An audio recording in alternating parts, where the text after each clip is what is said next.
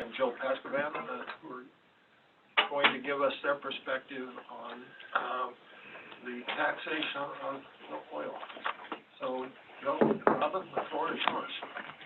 Well, I want to thank Robin for being here. Robin is the spearhead of the group, and the Vote Yes Citizens Initiative. I am Joe Paskvan, born and raised here in Fairbanks. I was educated up at the University of Alaska Fairbanks. I attended law school outside. I was a practicing attorney for almost 40 years. And then as part of my public service, I was in the state Senate for a number of years, was the co-chair of the Senate Resources Committee, focused on primarily oil and oil taxation issues when I was the chair of the Senate Resources Committee, and developed a significant amount of knowledge, and so that has led me to continue to be involved in these issues important to Alaska to this day. So Robin, take it away. My name is Robin Brena. I grew up in Skagway and went away and master's in business administration, accounting and finance, a law degree, and a master's in law degree in real estate development and finance law. I came back to Alaska. I eventually started my own firm. The firm is now Brena, Bell & Walker. And I've been litigating major oil and gas cases for 3 decades, and have successfully prosecuted over a half a dozen cases at which over $1 billion was at stake. And some of that for our community. Yeah, matter of fact, yeah. So I'm here to talk about the Fair Share Act, and I'm going to talk about the Fair Share, but I want to tell you what the Fair Share has done for Alaska before I start getting into it. Because of the Fair Share, we have a modern Alaska. I mean, we have had our fair share from the sale of our oil for 36 years, and it built a modern Alaska. Because of the Fair Share, we have a permanent fund. We would not have a permanent fund if we hadn't gotten our fair share from our oil. Because of the Fair Share, we have dividends from our permanent fund. We would not have dividends if it wasn't for realizing a fair share from our dividends. Because of our Fair Share, we have community centers and universities and education. It has literally built Alaska. Because of our Fair Share, we used to have, I don't know, many people probably remember when we had something called the capital budget, and that was before Senate Bill 21 passed. Now our capital budgets are in the jobs that they create, and the infrastructure that is necessary for the growth of the future of Alaska is no longer being built, and those jobs are no longer being created. Our Fair Share is what sustained those for decades. So that's what the Fair Share is. When the idea of the Fair Share and how to work the commercial arrangement with the industry was a child of Republicans mostly. Governor Hammond, and he is famous for saying that the original deal was a third, and a third for the state of Alaska, a third of the gross for the state of Alaska. In 36 years before Senate Bill 21 was passed, we were able to get 27% of the gross from our Fair Share. And Governor Palin, during her term as governor, was able to get 38% of the gross during the period when she was governor. We're at 16.5% now. We're over 10% under our average for the last 36 years. That represents $1 billion to $1.5 billion, and that is the entire difference in why Alaska is struggling and why the rest of the United States is not.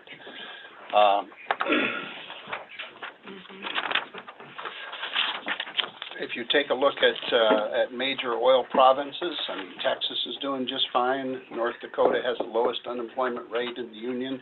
We have the highest unemployment rate in the Union. We are not keeping enough of the wealth generated from our oil in Alaska creating jobs, and that is hurting Alaska. That is hurting Alaska hugely. So I don't know how to turn the slide here, Jomo, if you help me. So when I talk about our Fair Share, it comes from four essential sources: royalties, production taxes, property taxes, and corporate income taxes. Royalties are not a tax. So if you'll often hear when the industry talks, they'll go back and forth, they'll be in a conversation about taxes, and then they'll say, we pay. Well, we pay isn't taxes. Most of what they pay, almost all of what they've paid since Senate Bill 21 has passed, has not been taxes. It's what they talk about paying is our royalty interest, which is Alaska's oil that it keeps. Alaska can take its oil in kind, and they can sell it to Joe, and Joe would pay the state for it. That isn't a tax on the industry. That's Joe paying for oil from the state. So the first thing I want to make absolutely clear is royalties are not a tax. They're the state's owned oil. They sell directly into the market. They either sell it to the producers in value, or they sell it to the marketplace in kind. Now, our royalties are 12.5% of gross, okay? And when we made this deal, that would be a typical royalty. 40 years ago, an eighth royalty was what royalties were. Today, landowners have gotten far more sophisticated, particularly in major oil basins. And today, you can't find anywhere where someone takes an eighth royalty interest anymore. Today, the royalty interest is a quarter. It's doubled. So royalties, good takeaways, royalties are not a tax. We get 12.5%. If we were doing this today, we would be getting 25%. The royalty that we're getting is half of what a modern royalty is. So I'm done talking about royalties. I want to talk about taxes. And now let me ask you, so in the last 5 full fiscal years, from 15, 16, 17, 18, 19, the industry has produced and sold $57 billion of our oil. $57 billion of our oil. The royalty was about $7 billion. Okay, so let's take the royalty off. $50 billion of our oil they've sold in what I would refer to as revenue barrels. How much do you think they paid in taxes all in on that $50 billion? Yes? 12%. Okay, let's go to the next slide. 1.5%. 1.5%. And there it is by years. Under the production taxes, we have awarded over $2 billion in credits. Okay, that has driven our average production tax, which the way we got to our third interest, or our 27% interest, was our royalty at 12.5%, which again is half of a modern royalty. But then on top of that, we used to get 20% of the gross in our production tax, and that's what took us up to a third. Okay? So since Senate Bill 21 passed, it changed the way the production tax is calculated, and it awarded $2 billion in credits. And the average for the last 5 full fiscal years has been a negative $16 million a year after credits are taken into consideration. You're going to hear in 2 weeks, I guess Kara's coming up to talk to you about this. She is not going to show you that same line because she is not going to give full credit to the awarded credits.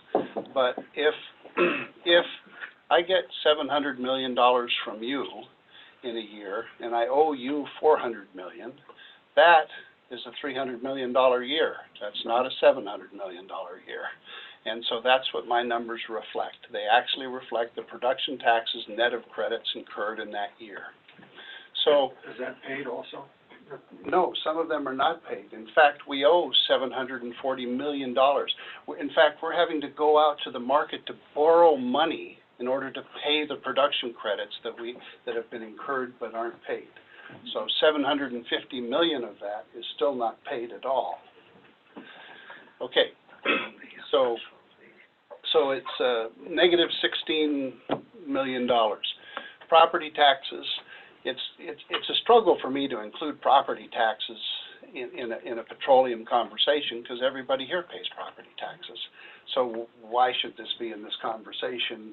If they do business in Alaska, I do business in Alaska, you do business in Alaska, we pay property taxes. So it's a struggle for me to put the property tax line in here at all. I don't think it deserves in here, but to be fair to them, I'm putting it in there so you can see it all in. It averages $119 million a year. The reason that it's anywhere close to that amount is because of the litigation efforts that the municipalities have done to try and get fair value for property taxes. And the carriers' positions with regard to property taxes, to use TAPS as an example, they took the positions in court against us that that TAPS, for example, was worth 7% of what the court ultimately ruled it was worth. 7%. So your takeaway from this is we're paying half a royalty. We have to fight against an industry that wants to pay property taxes based on 7% of what the Alaska Supreme Court ultimately ruled it was worth. They're very aggressive about taxes. They put a lot of money into it. They've learned that drilling in Juneau is more productive and more profitable than drilling in the North Slope, and they're drilling there very, very hard. But we're for property taxes, so I put that line up there. That line would be half of what it was if it wasn't for the litigation where we went in to say that's hokey. You know, it's not worth 7% of what the court said it's worth. So does that include taxes just paid to the state, or is it all? Taxes only paid to the state. Okay, because that litigation involved both. Go to the Yeah, we made the state a bunch of money litigating against the state in that case. But no, the city's property tax, this is paid to the state, taxes paid to the state. I'm looking at it in terms of what's going to help us solve our deficit. And so it does not include, it's paid to the state, doesn't include property taxes paid to municipalities. That would be another $400 million a year. And again, same explanation. You mean on this line? Yes, it would be. But that's not paid to the state, and it doesn't help solve the state deficit. And in fact, anyway, I'll stop there. There's another whole side story to that. Okay, so corporate income taxes. Well, there they are, $52 million a year, and when Hillcorp is not a corporation, won't be subject to corporate income taxes, so that's going to go down by $30 million a year average when they take over Hillcorp. So total, average, $155 million out of $10 billion of revenue oil a year, 1.54%. So when you hear them talking about paying taxes, they don't pay taxes in Alaska, and they haven't for several years. So, you hear so much confusion about this. I saw someone, anyway, so they don't pay taxes in Alaska, and they haven't paid taxes in Alaska since Senate Bill 21 passed. That's the bottom line here. Okay, next slide. Okay, now production revenue, that's the thing that makes everything work. Okay, our royalty just chugs along at 12.5%. It's our oil. We sell it directly into the market or sell it in value to them. Our production tax is where we really capture our share. Now, you can see, for example, what's happened to it since Senate Bill 21 passed. Now, 14 is a funny year because in that fiscal year, it's half Senate Bill 21 and half ACES. So it's kind of a strange year. But from 13 to 14, we have a $1.6 billion deficit. We have lots of problems with our tax code as it's sent. One of them is that if there's any spending, if there's capital spending, do you know what period of time they get to depreciate capital spending over? 1 year. 1 year, 12 months. Does anybody here have a capital asset that they get to depreciate in 1 year? Okay, so I don't. I'd like to have. Okay, so that's important because if they spend money, if they spend capital, then it immediately takes away our interest. And so that's one of the things that's going on here. Another thing is the transition to Senate Bill 21. From 13 to 14, the price of oil was the same, the production was the same. And there you can see us dropping down to next to nothing. You can see that we're gonna stay next to nothing for the foreseeable future. For those of you that are about to ask an oil price question, next slide, please. So here are the data points for when the price of oil has been about where it is today, $65 plus or minus 10. I went out there with that criteria and took every data point that was available to see how the production revenue, and this is without credits, this is just production revenue before credits, right? To see what had happened. So you can see in 2009, the price of oil was $68.34, almost identical to the price of oil in 2019, almost identical, right? $69.46. So we used to get over $12 a barrel out of our production tax for that production, and now we get $3. We're getting, you can see in 2015, the price of oil was $72.54. All things being equal, we should have got well over $12 under the old system, and you can see that when the price of oil was $72.58 in 2015, that we got $2. So we're getting $2 to $3 a barrel, and we used to get over 12 when the price of oil was in this range. We're getting a quarter from the production tax to a sixth of what we used to get under the production tax on a per barrel basis. If I could interject, Robin, late last week, the revenue source book for fall 2019 came out, and if you want to look at where crisis is coming, they're projecting, you can see this at page 25 of the revenue source book, that by 2020 and 2021, Alaska's production tax collected per taxable barrel will get down to $2.07 per barrel. So where we were at in 2019 at $3.14, we lose another $1 a barrel. So, and one reason that you've seen, like, I don't know, those of you that saw the article in the paper a couple days ago about $200 million loss in production taxes this year in the Anchorage Daily News. And Brooks, who I need to phone and talk to about this because he didn't phone me before he wrote that, but he attributed it to a declining oil price.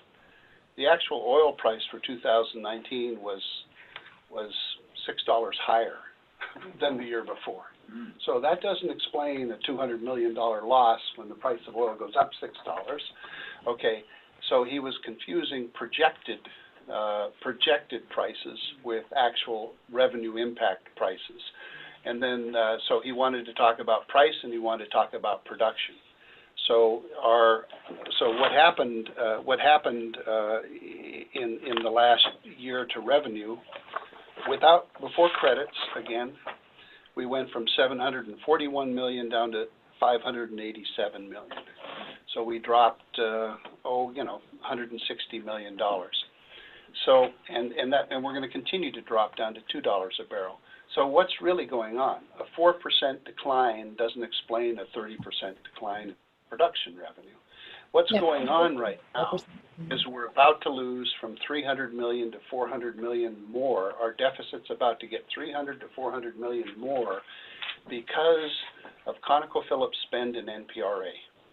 Now, that's important because what's happening here is they're taking their expenses from NPRA and they're subtracting them from our share of crude oil. That's what's happening here. So now that's something that Oil Search doesn't get to do, or any new competitive entrant. They don't get to come in, immediately start deducting expenses to field based on other production. They don't have other production. So it's a huge competitive advantage that the legacy producers have over competitive entrants. But what makes this particularly bad is they're taking away our share of Prudhoe Bay that we would normally be getting to develop a field with our money that the state of Alaska doesn't have a royalty interest in. So we're out there spending. Wait, say that again? The state of Alaska doesn't have a royalty interest in. So we're about to, we're about, well, okay, not true. The state of Alaska royalty interest goes to the state and then leaves the state and goes back out to committed sources and is not available to solve the deficit, if you want to be technically correct. We aren't going to get a penny. Okay, so they want to argue over words, they can't. We're not going to get a penny of that, as it's currently structured. So our deficit is about to increase by $300 million to $400 million a year as we develop a field in which the state of Alaska isn't going to go into its general unrestricted revenue fund for help with the deficit. It's about to get $300 million worse a year, and you're seeing that spend here, and that's the reason the production tax just dropped. So the more they spend, the less we get. The more they spend, the less we get, and we won't ever make it up. So that's one thing that's happening, and their continued spending on fields that we do not have that direct royalty interest in to help us with the deficit is going to continue to make this situation worse. The Fair Share Act ring fences fields. It requires each field to stand on its own, so that we will get, if you want a deduction relating to the revenue from that field, it has to be for the cost associated with producing that field. Okay, next slide. I just want to ask a question, maybe you'll get to it, but I was thinking about the difference between state and federal, which is huge in terms of production. I mean, in the federal lands, it is a 50-50 royalty, but as you noted, the royalty doesn't go directly. Indirectly, I guess it goes to the state. And where we have a royalty interest in NPRA, we don't have that direct royalty interest in. Yeah, but the other is things like SB 21 and other taxing. How does that, or does it not apply at all? I mean, the state can't tax the production on federal lands in the same. Yeah, sure, the production tax applies, the royalty tax doesn't. Okay. But just to give you some idea of the importance of ring fencing, imagine that Shell lost $5 billion. They just lost $5 billion drilling oil. Imagine they were 20 miles to the south and they own Prudhoe Bay. We would not get money from Prudhoe Bay ever again. So if what Shell just did, they had owned Prudhoe. Their losses could have been offset for a certain period of time against their revenue from Prudhoe. During that entire period of time, we wouldn't have gotten a penny out of Prudhoe. So if we can't, let me say it this way. Prudhoe Bay is the goose that laid the golden egg. I often hear, well, Robin, be sure you don't kill the goose that laid the golden egg. The goose that laid the golden egg is Prudhoe Bay. It's not BP, it's not ConocoPhillips, it's not Hillcorp, it's not Exxon, it's Prudhoe Bay.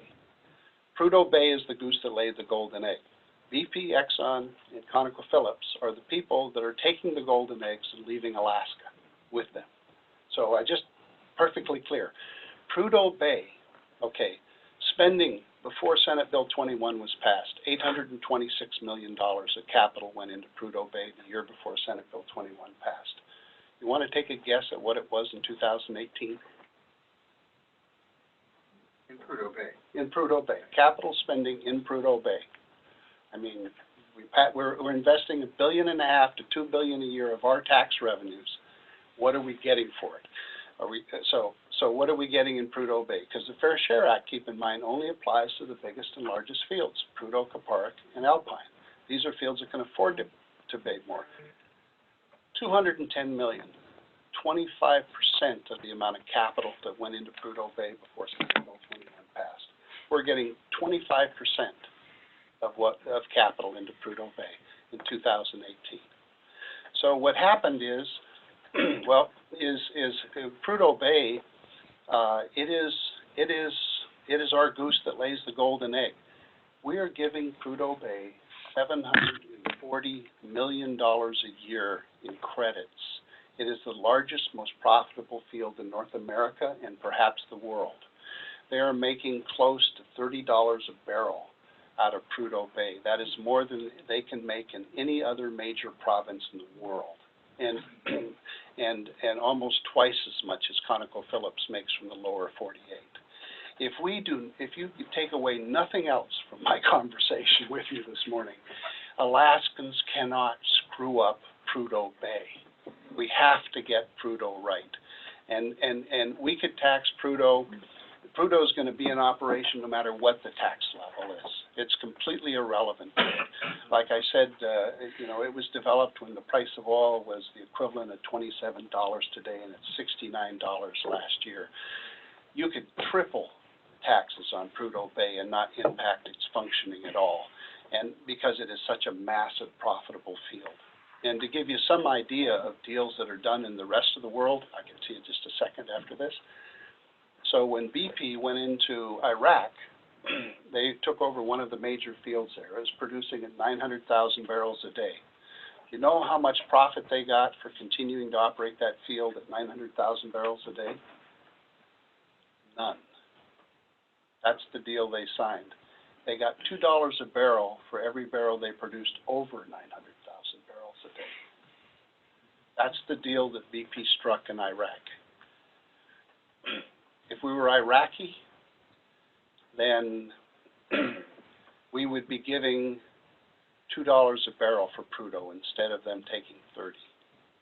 Okay, now the Fair Share Act, to put it in perspective, will raise a little less than $1 billion a year. $1 billion a year is $6 a barrel.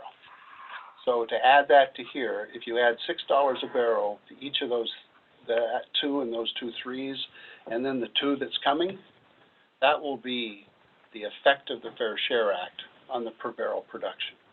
So it'll take it up to less than we used to get. So the Fair Share Act, we're not getting back to where we were. We're just raising $1 billion, and $1 billion takes us to $8, $9 range, $10 range, which is less than we used to get per barrel by 20%. Okay, so it's not a radical thing. Can I go to the next slide, please? So this is what we got for investing $1.5 billion to $2 billion a year of our money. You can see that when the repeal failed, BP started laying off people. You may recall a week after the repeal failed, BP sent out a press release with 400 jobs being eliminated. And in fact, I happen to know that they had 2 press releases written. If the repeal would have passed, they had a press release already written that blamed it on the repeal of Senate Bill 21. Now, we never saw that because it didn't pass, but they had it already written. Okay, but it didn't pass because the repeal wasn't, they couldn't blame it on Senate Bill 21 being repealed, so they had to come out with that gobbledygook explanation that they did right after people voted. Okay, so we have lost 1/3 of our jobs in the oil and gas industry. And so we're paying $1.5 billion to $2 billion a year, and what that's doing is improving the margins of our producers. And what they're doing is cutting Alaskan jobs and taking the money out of the state. That's what's going on here. It's called harvest behavior. It's perfectly rational. And let me say, like, even though, like I'm saying things that could be interpreted, I think that we should get our fair share. I don't blame the industry for doing anything that they're doing. Their job is to maximize their shareholder value. That is their fiduciary obligation to their shareholders to do that. They are doing exactly what they should be doing. I don't blame them at all for anything they're doing. You can't blame a shark for biting. It's the way it eats. Okay, but I blame us for not negotiating better deals. You know, Hammond, a Republican governor, got a better deal. Palin, a Republican governor, got the best deal of all at 38%. It's essentially Republicans that have led us to the concept of a fair share, and I blame us for not negotiating better for our shareholders who are Alaskans. And before you go to the next slide, how many of those jobs were Alaskan jobs versus the local? Or actually Alaskans, you mean? Yeah, about 2/3. 2/3 were? Yeah, Alaskan. Okay. Yeah, and but as they lay off a higher percentage of Alaskans than non-Alaskans. Because just the nature of the jobs? That's just what they do. I mean, they're in harvest mode, they're cutting Alaskan jobs, and they're flying people up more and more. The jobs remaining are more people, more carpetbaggers than ever. Almost 36% of the 9,300 remaining. Now, let me put how much money we're investing to get this result in perspective. Okay, $1.5 billion a year we're giving away. The Fair Share Act would bring $1 billion back, but $1.5 billion is what we gave away in Senate Bill 21. That is 15,000 jobs at $100,000 a person. That is, the entire industry employs 9,300.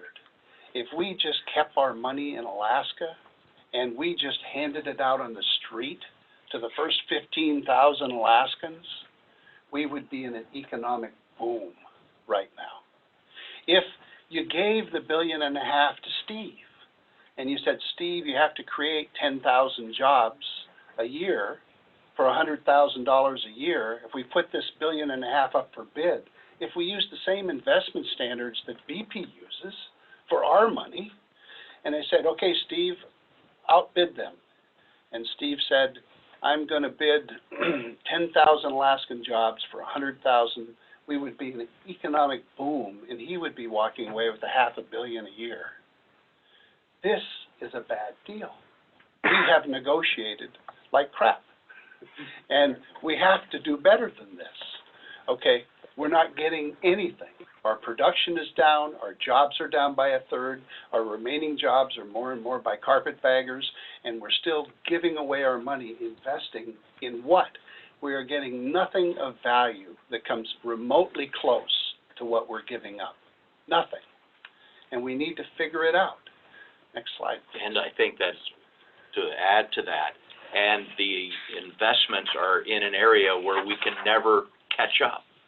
In other words, the investment dollars that are going out, we will never get caught up. No, and as they produce ANWR, they're, you know, if they're not ring fenced, they're going to wash away, you know, more of our production tax. We have to get ring fencing. So capital budgets. Okay, this is out of the last economic trends out last month. Because of the big drop in oil revenues, half of that was Senate Bill 21, half of it was oil prices, okay? But it's the half that was Senate Bill 21 that's not talked about. Okay, because the big drop in oil revenues that began state capital budgets at bare bones, most of the state revenues simply been matches and no signs of that changing. If you folks want jobs in Alaska, we have to have capital budgets. We used to have $500 million a year in a capital budget on average. We have $144 million now. We're $300 or $400 million short. You know, thank goodness up here that the federal money's coming in for the F-35, the squadron. I mean, thank goodness we had a huge fire that created some jobs. Thank goodness we had an earthquake that created jobs. If we wouldn't have had an earthquake, a fire, and federal spending, we would be in the Stone Ages right now. So, next slide.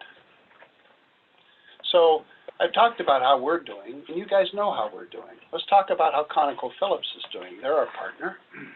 So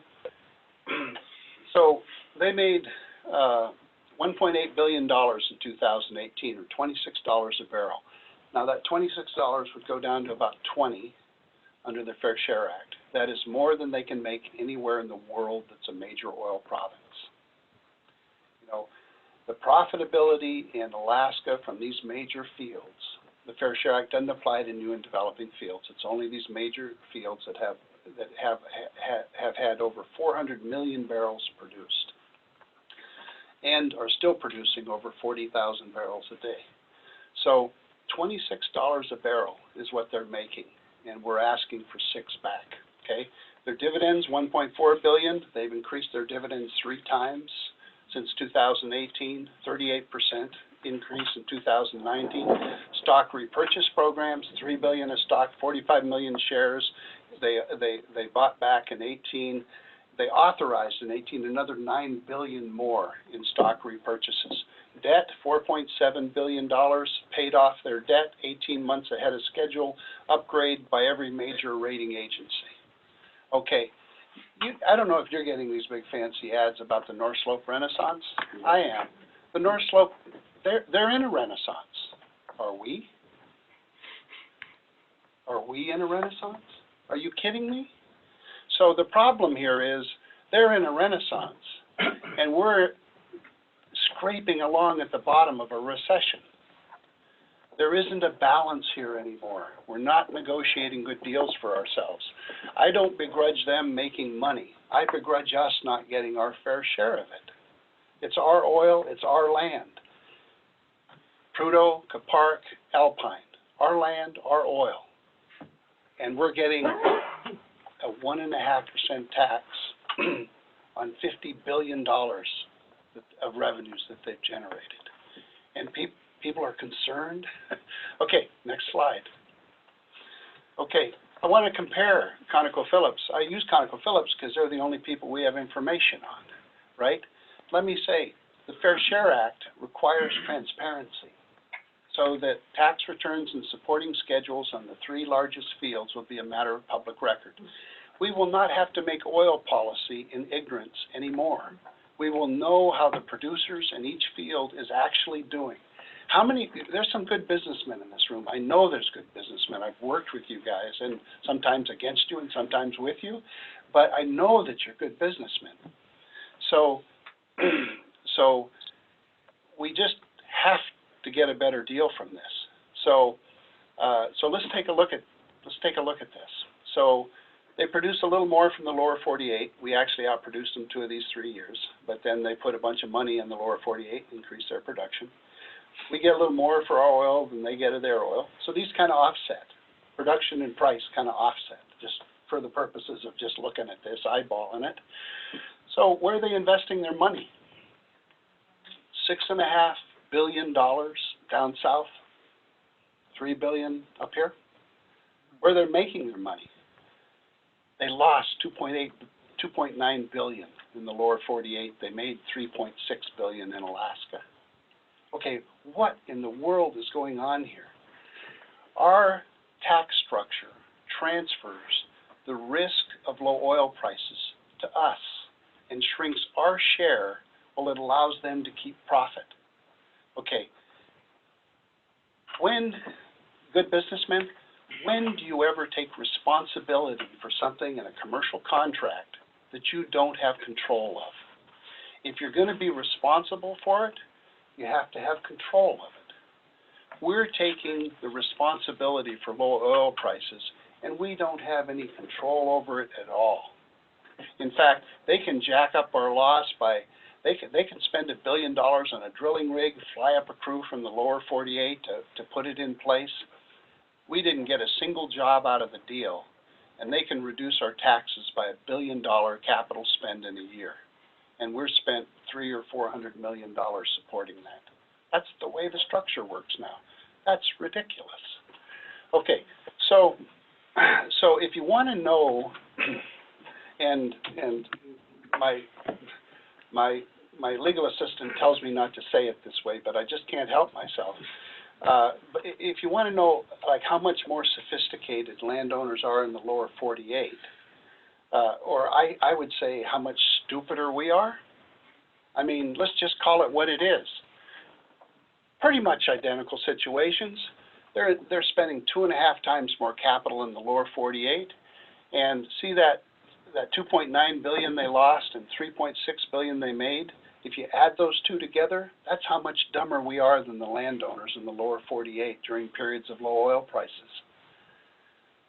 Come on. Okay. Yes. Wondering, given that, I don't know,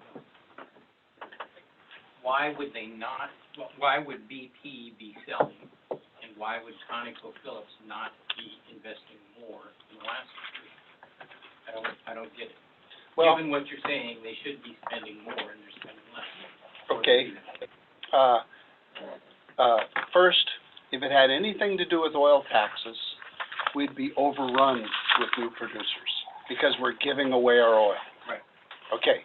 So it can't have anything to do with oil taxes because we're not being overrun by producers. So what is it about Alaska that are barriers to entry for new competitive entrants? Okay, 3 things I'll identify for you. And none of it has to do with oil taxes, by the way. And because they're making a killing, and they refer ConocoPhillips bought an increased interest of 22% from Alpine 2 years ago, and they bought BP's interest in Kuparuk.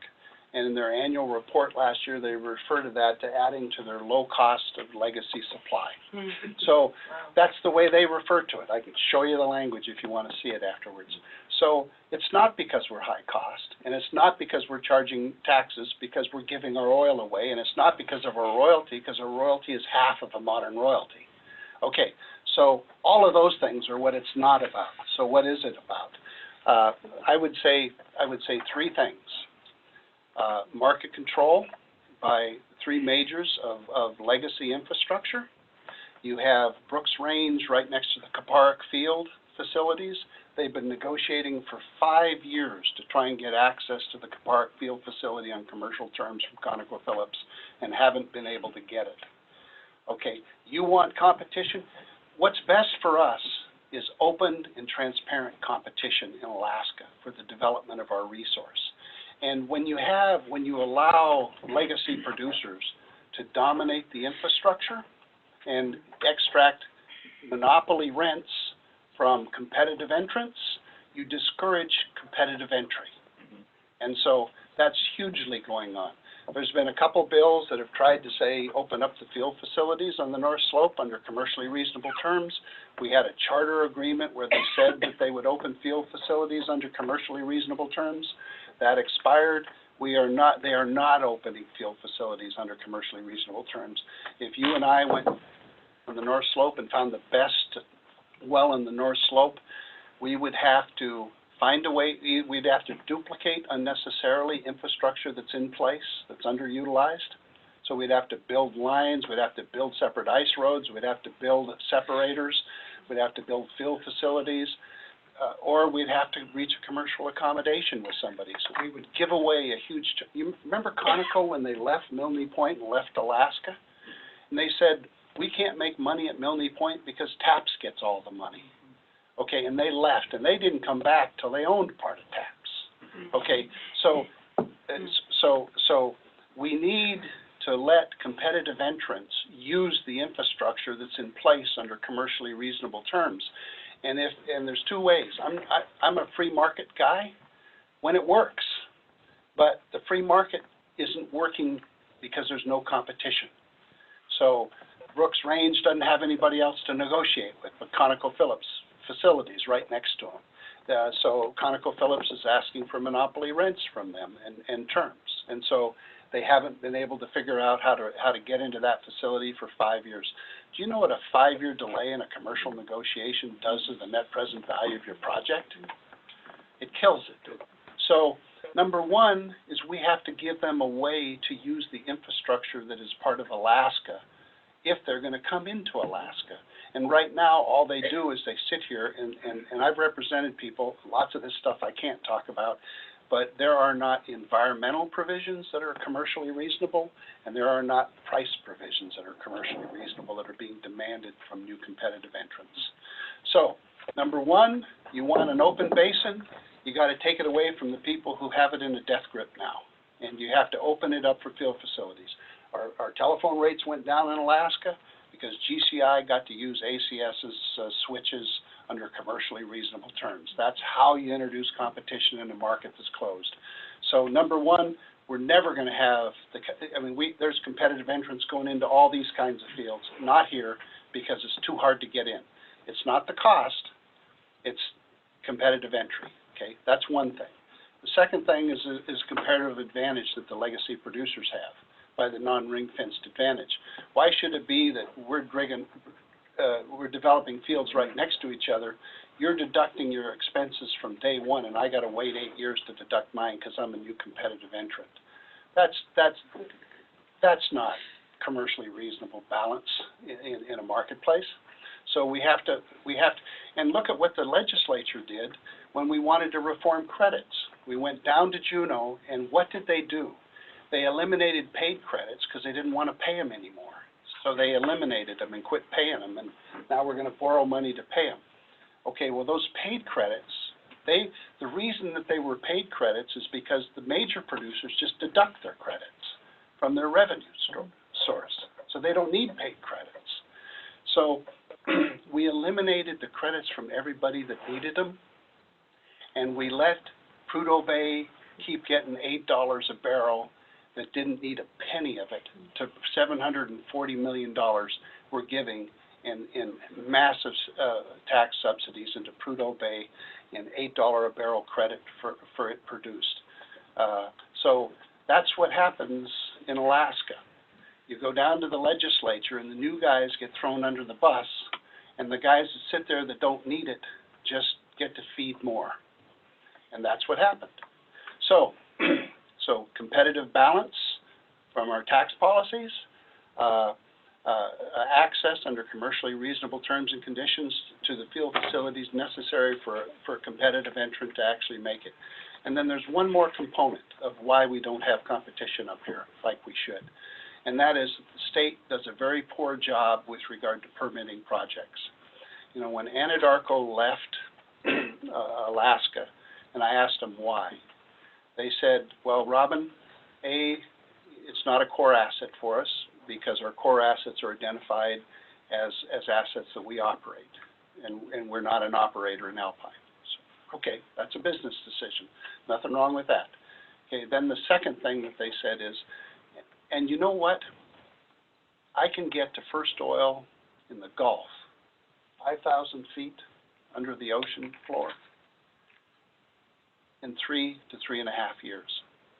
It takes over 8 to get to first oil in Alaska.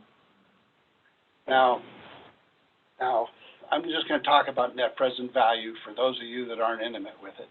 If you put a 15% discount, which is the discount, the minimum discount that they put in as a hurdle rate into a spreadsheet to evaluate a project, it doesn't matter how much you make outside of 10 years. It's discounted down to nothing before it gets to the point of investment.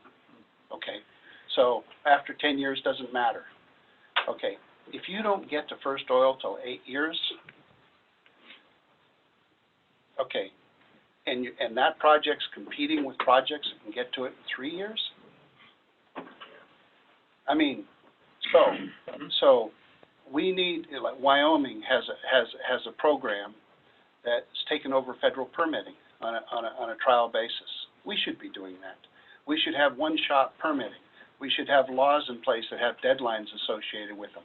We should grant permits unless they're denied within certain periods of time. We should make it possible for people to do business up here in an open and competitive and balanced marketplace. We have done none of our work, not on the state side, not in opening up the market, and not in being sure our tax policy is fair, equally fair to the legacy producers as well as the new producers. And until we do that, we're not going to get these people up here.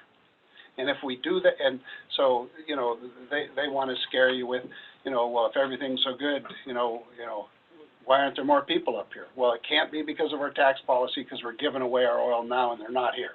So let's look for something else. BP, part of your question went to BP. Okay, BP's been leaving Alaska for 20 years. Okay, they closed their exploration office in 1999.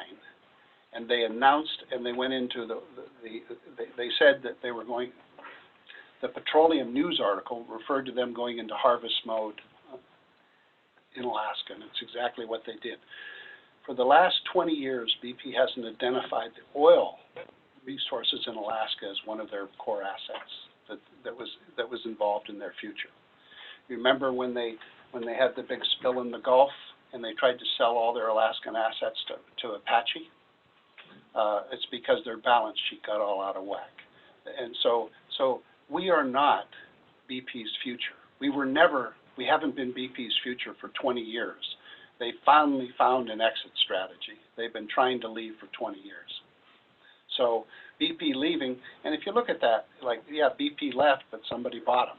So, but The problem is we don't have an open and competitive marketplace to encourage competitive entrants. We don't have oil policies and taxes in place that equalize new and legacy producers, and we have a state bureaucracy that's built up with regard to permits that is only used to working with Exxons and BPs of the world, and doesn't work with smaller producers.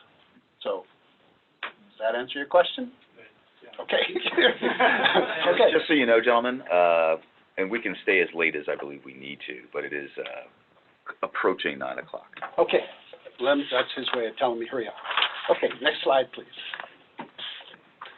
Okay, here's where we're at. Okay, now, so if you take a full dividend, we have a 1.6, a 1.7 deficit for fiscal 21. Now, and that's with no capital budget. If you want a capital budget, we're at a $2 billion deficit. If you take into consideration the forecasts of last year, you got to add another 200 million on, because we're starting to see the NPRA spend reduce our production revenues, and that's what happened from last year to this year. So we used to have the industry pay 180% of a $6.1 billion deficit budget, and now. And that's fair share, and I'm giving them credit for royalties that aren't taxes. Okay, so right now our permanent fund is paying $3 billion in to support our government. Our government is $4.2 billion, $4.1 billion in terms of the major budget item. So how are we going to solve this dilemma? Okay, are we going to we need revenue. Okay, you cannot cut your way through this. There will not be an Alaska if you cut half of this out. Forget it. Okay, the permanent fund, you can eliminate it altogether, and you still have a deficit. I happen to be a big permanent fund and PFD supporter, so I don't want to do that. So how are we going to solve this problem? How are we going to get, and then it's just a $2 billion deficit if we're going to have any capital budget at all. Okay. Are we going to keep giving away our oil and then start taxing ourselves? The only thing we have of value, the goose that laid the golden egg, are we going to give a $740 million worth of credits to Prudhoe that doesn't need a penny of that to continue to produce at the same level it's producing now? Are we going to pay them 3 times the capital they put into Prudhoe Bay that's been chugging away producing profits for 40 years? That would be dumb. That would be really, really dumb. So we need to get closer to our fair share, and the Fair Share Act will solve half of this. Won't solve all of it, but if you are an Alaskan that doesn't want a couple $1 billion in cuts, if you're an Alaskan that wants you saw the article in the paper the other way, the permanent fund spending isn't sustainable. Well, no kidding. You take out 5.25% of it every year and you put it into government. That's growth. Okay, we have a permanent fund. The stock average is over 80 years is 8% return. If you give away 5.25% of that to spending, then all you're doing is inflation proofing. You have eliminated the permanent fund's ability to grow. And the permanent fund needs to be 3 times bigger than it is today if it's going to work for its original function, which is to transition from an oil economy when we really do run out of oil rather than start giving away our oil. If we want to transition from an oil economy to a sovereign wealth fund without massive economic dislocation in Alaska, if that's the goal of the permanent fund, and it is. I was in a debate, 4 other people on there, all different perspectives. Everybody agreed that was the purpose of the permanent fund, to allow that transition. Okay, we have to grow it 3 times, and we're sitting here in the worst economy. Can you imagine $70 a barrel oil in Alaska doesn't have any jobs for Alaskans and is massively cutting its budgets? This is ridiculous. So anyway, so now we're taking all the growth out of the permanent fund. Okay, that's already in. Okay, that drives me nuts.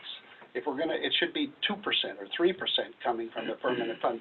The permanent fund should have the ability to grow. And the dividend should be linked to the performance of the dividend so that Alaskans are shareholders in it and will protect it. Okay, but there's the problem. What's a solution? Now, Hammond had an answer. He said, when the time ever comes when you don't have enough for essential government services, the first place you should go is to be sure you're getting your third fair share. Only after you do that, Chapter 14, Diapering the Devil, the broken bargain, if you want to know where that's from. Okay, so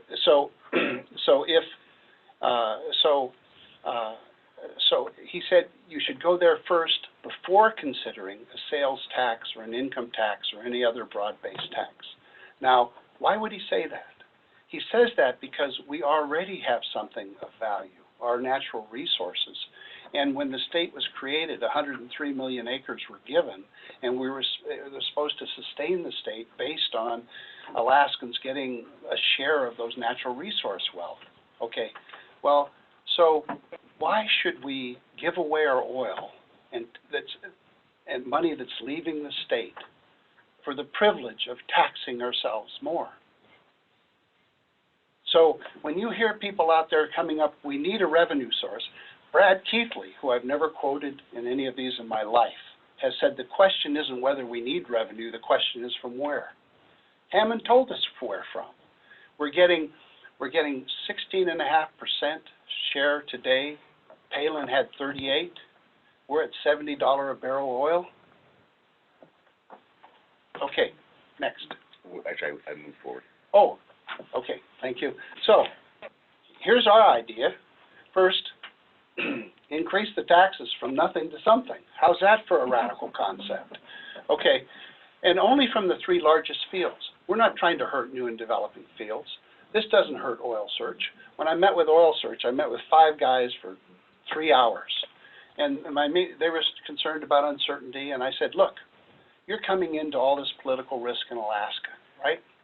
We have this massive state deficit, and we don't even know how to solve it, and nobody even has a clue as to what the plan is to come out of it. I said, the Fair Share Act is providing a solution that doesn't impact your business model a penny. How good does it get to be Oil Search if the Fair Share Act passes, where the revenue stream is from the legacy fields that can afford to pay it? Because the last time the legislature tried to approach oil taxes, they threw you, Oil Search, under the bus and quit paying you your credits and kept paying $740 million a year for Prudhoe. So is this the kind of political solution that you think represents good oil policy? Let me put it to you this way. Oil Search, you're going to be screwed unless somebody comes up with an idea similar to this. So A, it doesn't affect Oil Search. It doesn't affect any competitive entrant. Anybody that wants to come up and develop a field, they have to produce 400 million barrels before this applies to them. And they'll have the best deal in the world for new and developing fields, and they'll have the best deal in the world for legacy producing fields too, people that come to Alaska.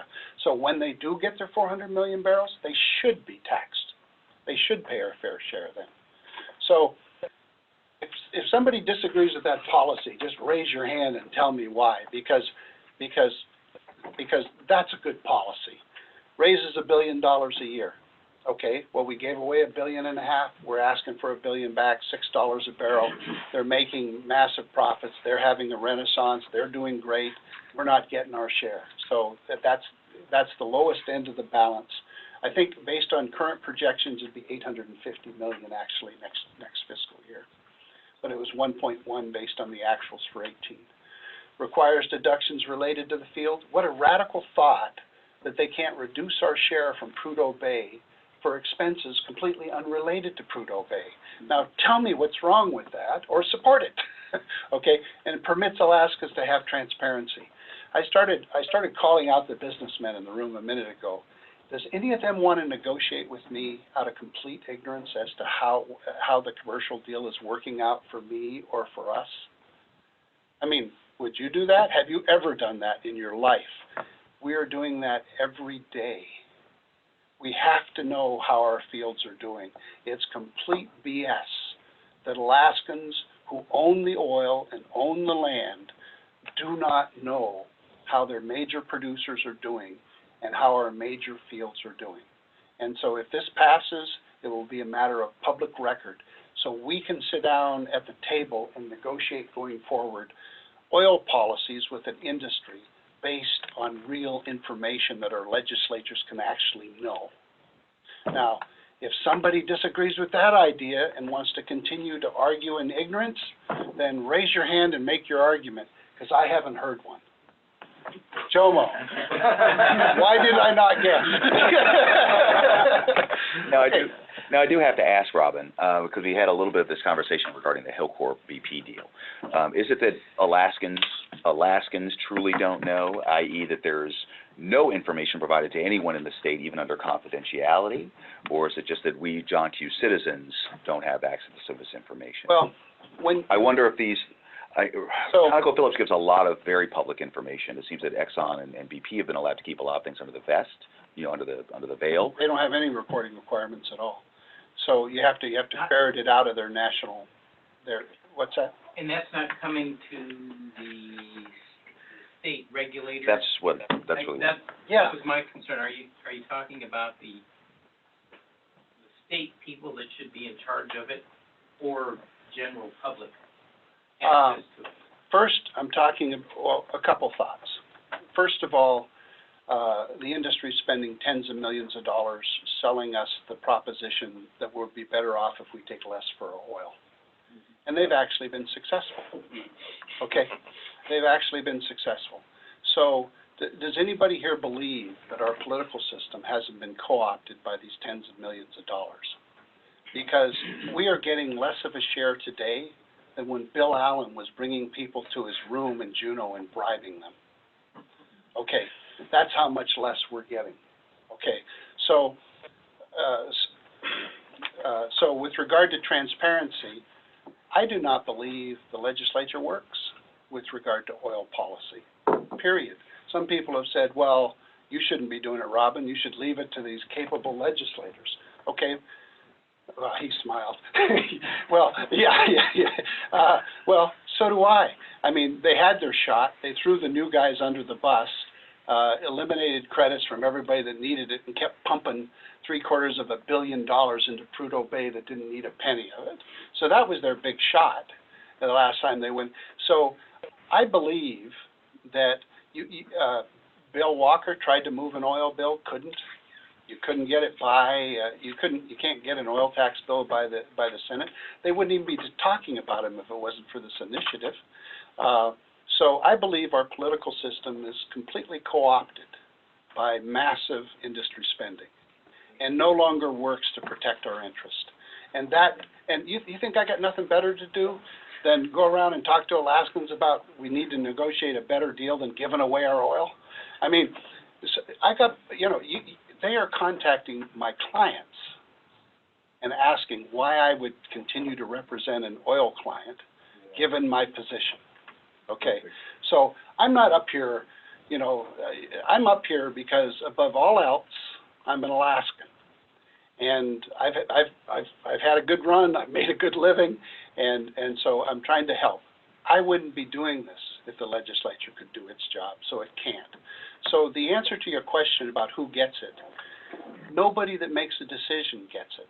The governor doesn't get it, the legislatures don't get it, and the Alaskans, who ultimately, the administration and the legislature has been co-opted by tens of millions of spending. You can just go home and watch your television set tonight and see their slick willy ads.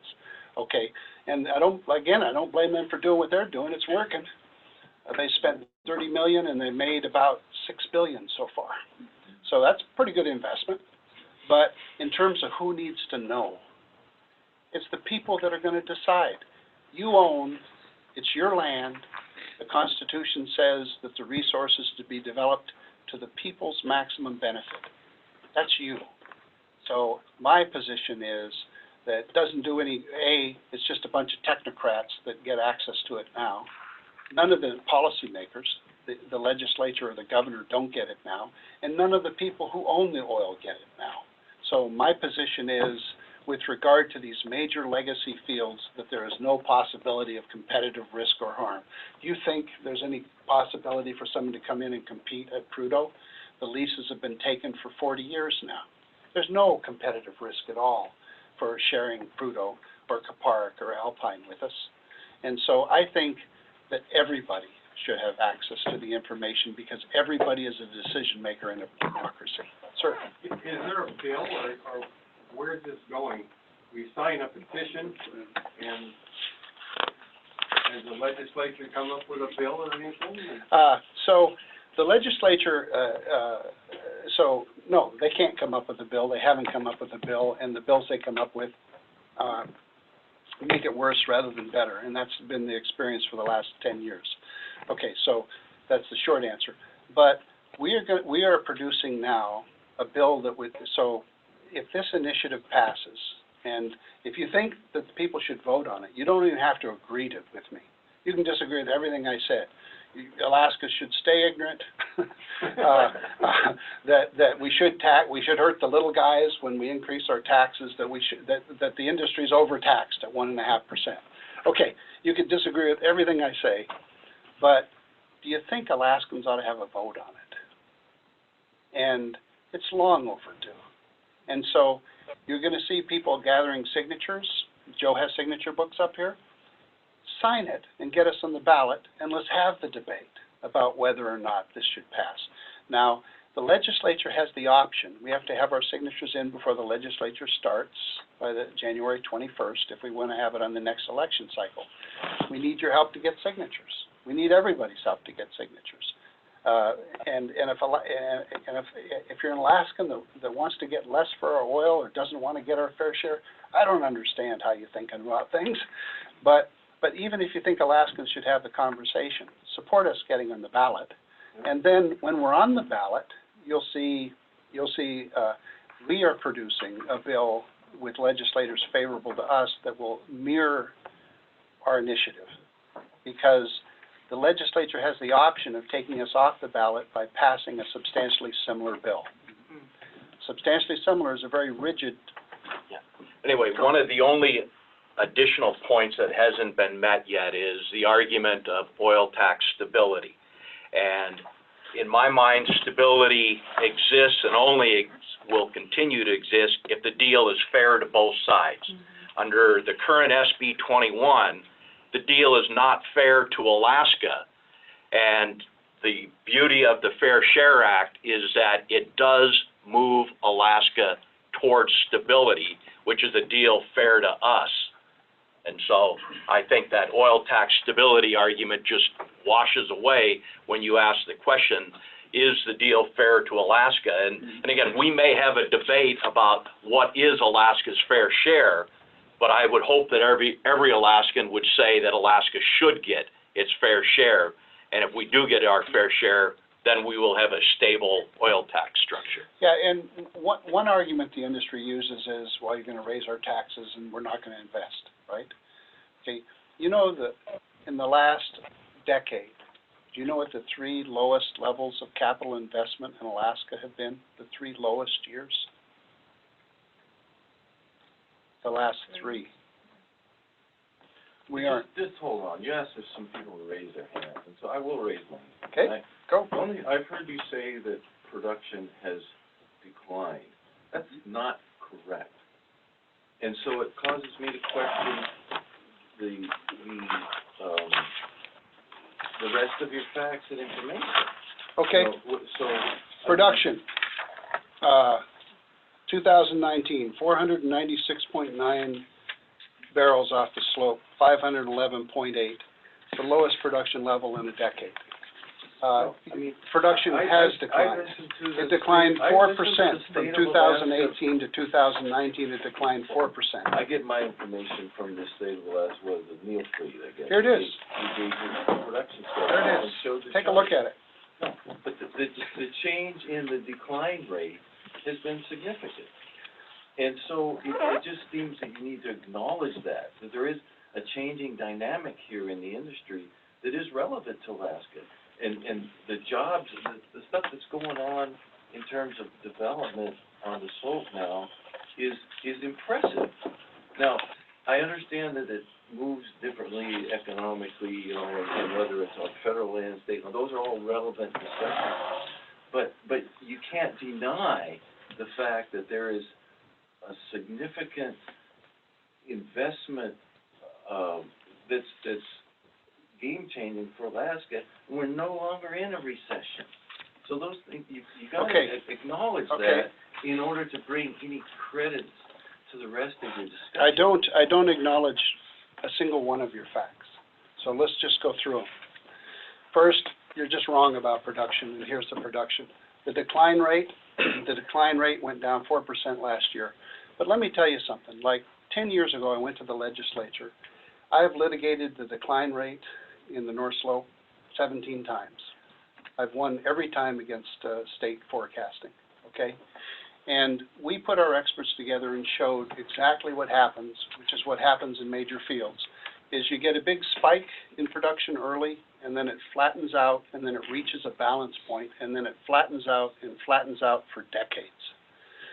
That is what happens. That is what the industry said would happen with our major fields back when they renewed the right-of-way lease for TAPS. And that is exactly what happened on exactly the time frame that I predicted.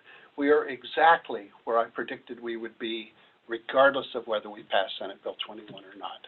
So, so the decline rate was built into the fields. I've talked to reservoir engineers that have worked for decades on the slope, and I've said, in any conversation you ever had about how to invest in the field, have you ever had someone bring up the state taxes? And he said, no, not in 30 years of being a production energy reservoir on the North Slope has he even heard somebody suggesting how taxes should go. So A, the decline rate is happening as fields mature and is flattening out and has nothing to do with giving away our oil. And the investment level is lower in the last 3 years than it has been in a decade. So no, whatever's happening up there now is happening with fewer Alaskan jobs, with less investment. We would be far better off to keep our $1 billion and invest it in Alaska than to give it to them to cut Alaskan jobs and invest less, because that's what they're actually doing. And if you want the investment figures, they're in here too. So not a single one of the facts that you've presented, investment is substantial. No, it's less than it has been in a decade. It's less than it was before Senate Bill 21 passed, substantially less. And the last 3 years have been the lowest 3 years. We're not getting investment. We're not getting anything. Production, the curve flattened out, and the investment that we are getting, are in a field that we don't have that isn't going to help us solve our deficit. Well, you need to make that distinction, because maybe investment in crude oil is declining, but the investment... No, overall investment, industry-wide investment, the last 3 years. Look forward to what's happening. I'll tell you something, I negotiate lots of commercial deals, okay? You never give away the present for the future. I'm not saying Ever. you should, but you gotta acknowledge what's happening. No, what's happening is they're harvesting our resource. They're investing less and less, and they're putting money into slick ads and drilling in Juneau. And they're harvesting our resource, and we're giving away our oil. That's what's happening. I am acknowledging what's happening. We need a better deal for our oil. And we can incent, we can incent whatever kind of behavior we want, but don't give $740 million a year to Prudhoe Bay when Prudhoe Bay, they've cut the job force in half, and they've cut their investment to a quarter. And we've taken a wheelbarrow with 2/3 of $1 billion a year to them for doing it. So if you want to talk about targeting and incentives, and actually then put some money where it makes a difference. Don't just piss it away. Why Yes. did Senate I have Bill one question on the phone if we got time, but 21 pass? Yeah, Rick, you're next in queue. Senate Bill 21 passed. The legislature because of industry employee votes and $15 million in spending. And all the representations that were made about it. Some were made by economists you're going to hear from again, you know, that it's only going to impact us by 4% of our revenues. Jeez. Yeah. Actually, my senator was the deciding vote. He was the 11th vote. Yeah. And he said he would look at it after 3 years, and if it wasn't really improving our economy, he would see that it got changed. But nothing has changed. It's only gotten worse. Yeah, in fairness, I mean, I've talked to people, like, as soon as it passed, I predicted it wasn't going to work out well. But some people had reasonably disagreed. They thought, okay, well, let's give it a go. Okay, we're getting less investment. We're getting less production. Our jobs have been eliminated by a third. I mean, we would have been better off to keep our $1.5 billion and invest in ConocoPhillips stock. Okay, I mean, my goodness, you couldn't have made a worse investment with our money. You know, if you're going to invest $1.5 billion, you want your money back in a return. Okay, we got nothing, and we're still giving it away, and we're never going to get anything out of it because on these major fields they're in harvest mode. They're not in investment mode. So. Mr. Soley, actually, we had I believe we had Rick. Yeah, I guess I appreciate your presentation today, and you make lots of statements embedded in philosophy, but one of the, I guess, things I'd like to hear you speak to is why you have so much contempt for the executive branch and the legislative branch of government and deny our essential republic that elects legislators to pass laws and the executive branch to execute them. This whole thing is a complex subject, and we have a take it or leave it if you have your way to have this on the ballot. And so really there's not much basis for us to have a discussion today. It's just you lecturing us. So can you tell me why we should have this one-way discussion with you today rather than have a legislative debate up or down with them and have the executive branch weigh in, and also the technocrats that you appear to have contempt for as well? I'm just interested in that kind of philosophical part. Actually, Rick, if I may, just before they answer, and just this is for everyone who's online who may have been a little late in entry. So we are going to have Ms. Moriarty from AOGA as our guest next week. I personally just didn't want to set up a situation here in office. We don't usually do that for these meetings of that kind of robust and potentially contentious debate. Let the proponent make their pitch, and then we'll have the counterpoint next week. Sure, but I'm interested, though, in this particular question. It has nothing to do with the details. It has to do with the philosophy. First, I don't have contempt for any Alaskan. And if something that I've said, you know, the way that I look at it is I am an Alaskan that's familiar with the industry and familiar with these systems and knows that Alaska is not getting a good deal. And so if those of us that know that aren't standing up for Alaska, who is? So no contempt at all for any Alaskan. And what I view myself as doing is giving back, given the failure of our political structure under the influence of major industry spending. And that's just okay. The truth. My word of contempt was towards finish. the executive and legislative branch, not to the Alaskans. Sorry. Yeah. Okay. So and it's not contempt; it's disappointment that they're not protecting Alaska's interests with regard to oil tax policies, and that they're not even having the conversation. You said, why should you have this conversation with me? Because you can't have it with them. That's the reason you have to have it with me, because they haven't even been willing to have the conversation. And it's only this initiative that puts them in that conversation. With regard to the take it or leave it aspect, it's not take it or leave it. They have the ability to amend it. They have the ability to put a substantially similar bill out, and it only would be in effect 2 years, and they have the ability to modify it to see how it's going for 2 years. Lots of people thought in good faith that Senate Bill 21 was a good oil policy. Well, now we have, and so we voted to give it a shot. Well, now we've given it a shot, and we know that it's not working for Alaska's interests, and it's time to revisit it. I don't want to have this conversation with whoever you are. I want you to have it with the legislature. So why don't you phone them up and ask them why they aren't doing their job and having this conversation in light of what I'm saying.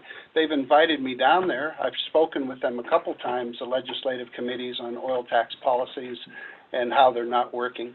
So the fact is that our legislature's not working. We're taking it to the people because I think the people know that they're being taken advantage of now, and I think that they're willing to do this.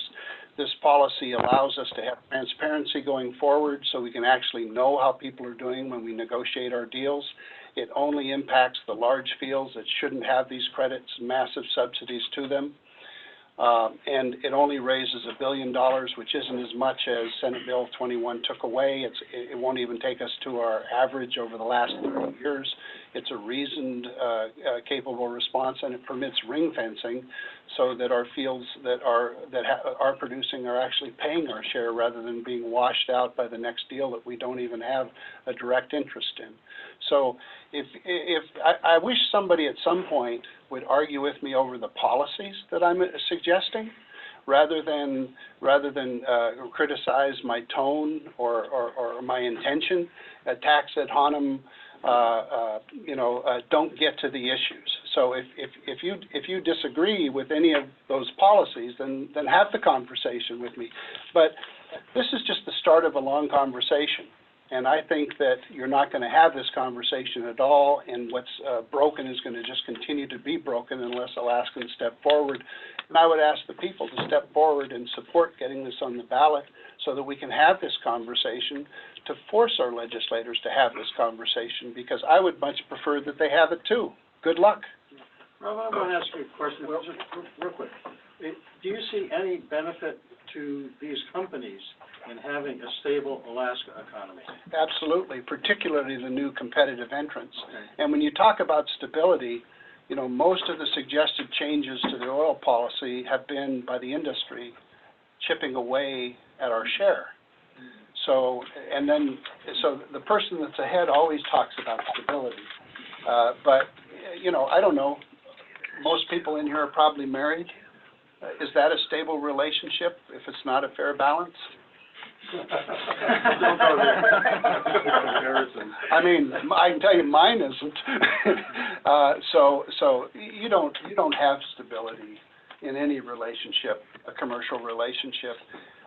We need to understand the information so we can negotiate in good faith. We need to negotiate better, and we need to get a fair share for us. They're in a renaissance, and by the way, saying we're out of a recession is a technical thing. We lost 5,500 jobs, and then we added 200 in a couple months, in 3 months running, and we're technically out of a recession. Okay, our economy has collapsed up here and is at a new level entirely. That's a true story.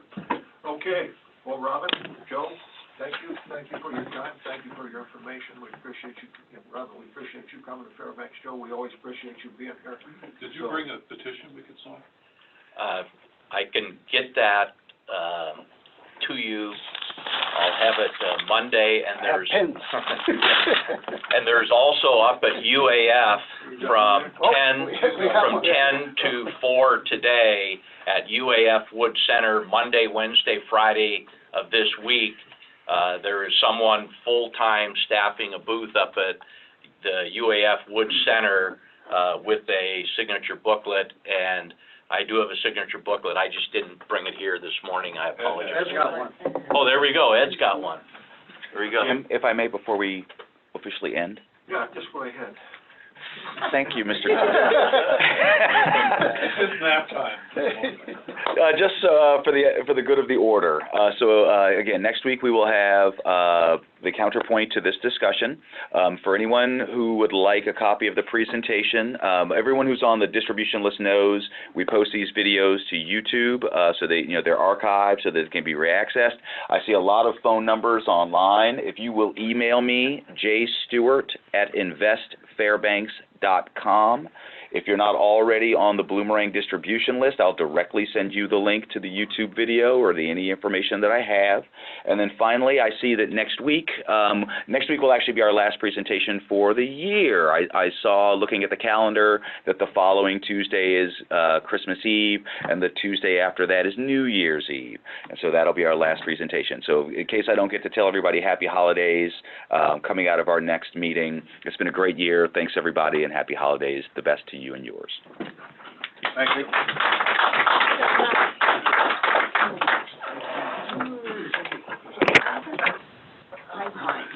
So it's regulated by.